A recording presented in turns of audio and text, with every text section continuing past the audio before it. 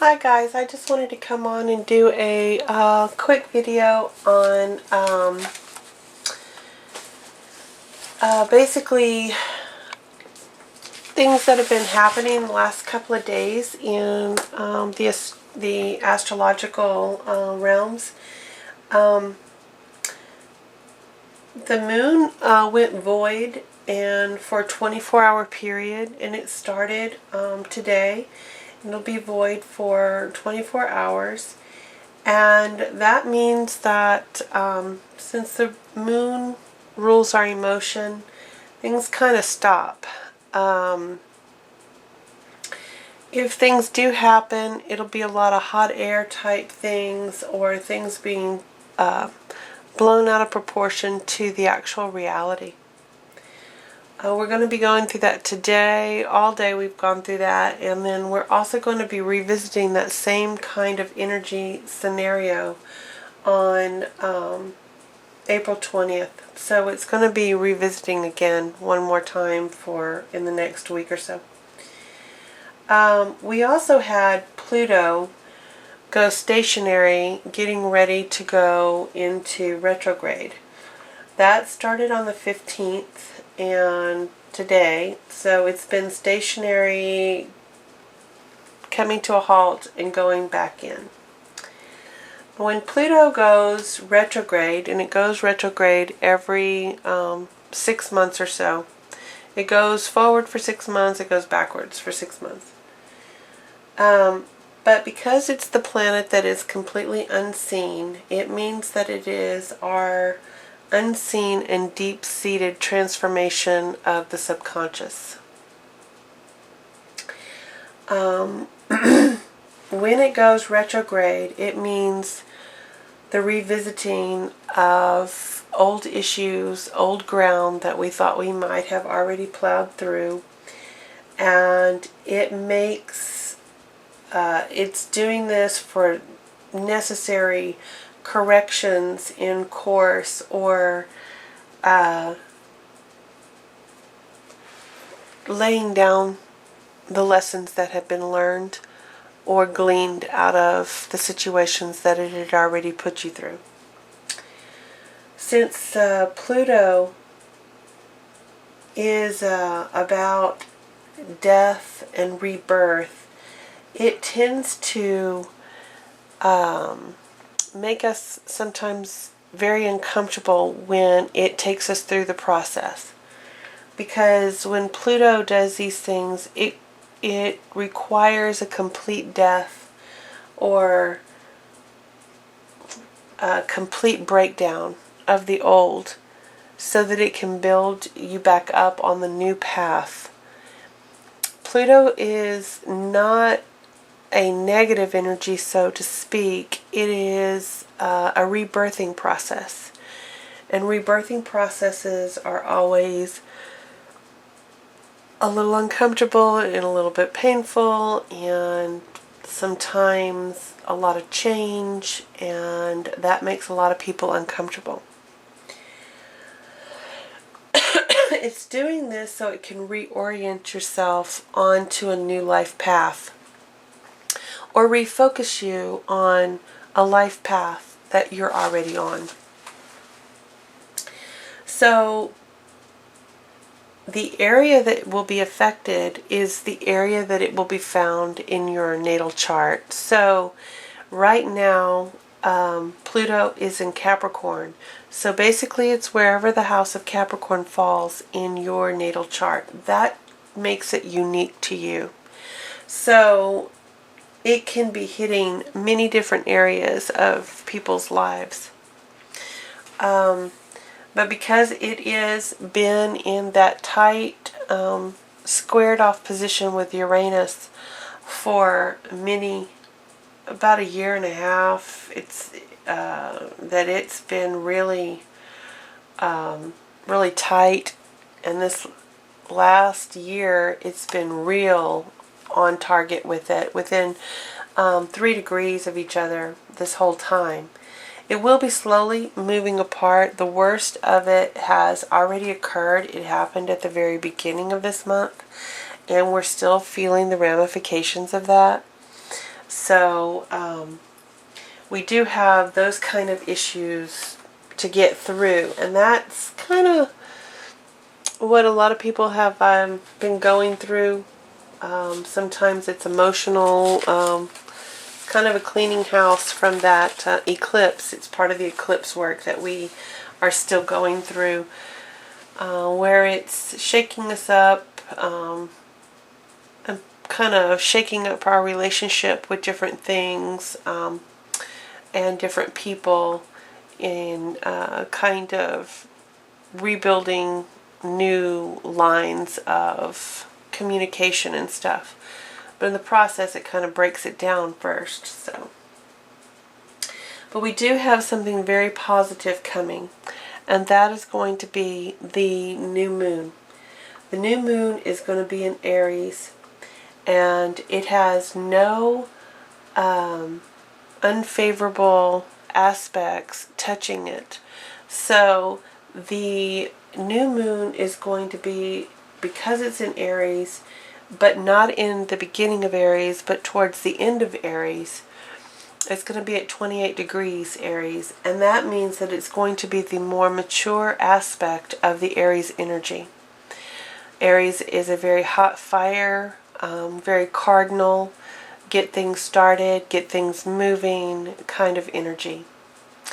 And being that it's the new moon, a moon of new beginnings, with a lot of fire to drive us forward in our path and passions, no challenging aspects to it at all. It's clear of the Uranus-Pluto square, and that means that it's going to be a fresh, pure start of positive energy and raw fire energy, which can be very uplifting and very quick moving.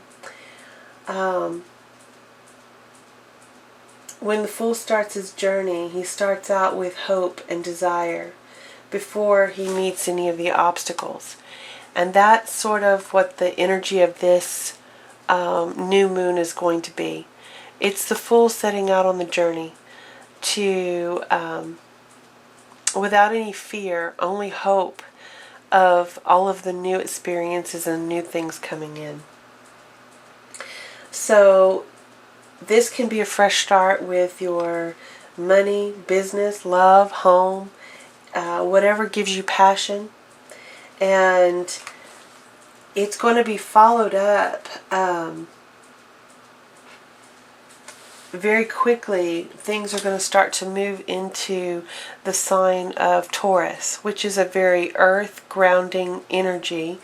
And on top of that is a very a house of materialism, and this is a good time to lay the foundations of those new starts to bring you new forms of wealth or prosperity. It doesn't have to take the form of money, and it does depend on where your natal Taurus falls in your sign. But Taurus is always about nice things. It's about the acquirement of things that give you security.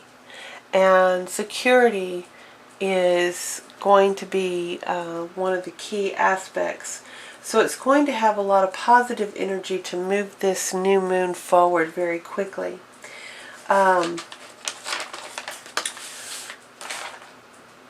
It's an energy that you can create abundance. The Pluto Retrograde, when you layer that in there, as it starts to go into retrograde, you can start to integrate all of the old lessons, the lessons that you've been learning in these past year and a half or so.